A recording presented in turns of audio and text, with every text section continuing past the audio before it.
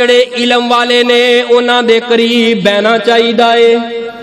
انہاں دے قریب بہن دے نال بھی علم منتقل ہوندا ہے سینے تو سینے دے اندر، یعنی صحبت حاصل کرن دے نال۔ اج ساڈے مساجد و مدارس ساڈے پروگراماں دی حالت و کیفیت کی ہے، ایک دور دراز تو خطیب سفر کر کے آ جائے، اللہ دے بندو تسی سعادت سمجھیا کرو، کوئی بھی علم والا تواڈے کول آ جائے سعادت سمجھیا کرو،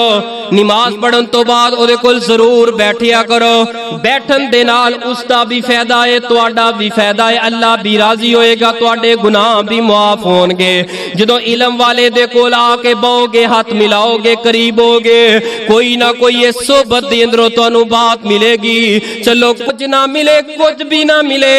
جتنی دیر بیٹھو گے گناہ دے کولوں بچ جاؤ گے۔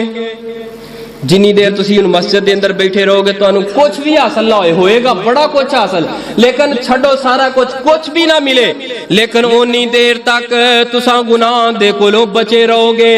اونی دیر تک تساں فرشتیاں دی لپیٹ اندر رہو گے، اونی دیر تک تساں رب دی رحمت دی لپیٹ دے اندر رہو گے۔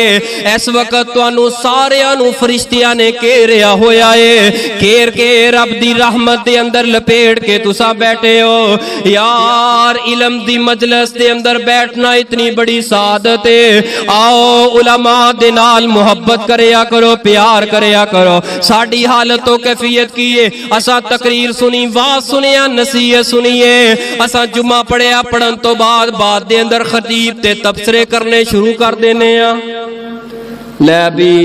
مولوی نے بھئی بڑا توتا فلانو توتا انج کیتا، یعنی جڑی علم والی گل ہے عمل اپنے عمل دے اندروں لے کے آنی نہیں، اسی اس تے انداز تے نظر رکھنی ہے، اس دی آواز تے نظر رکھنی ہے، اس دی بولی تے نظر رکھنی ہے کہ آواز کس طرح دی سی، انداز کس طرح، لیکن یہ نہیں دیکھنا کہ وہ گل کتنی قیمتی گلاں سانوں دے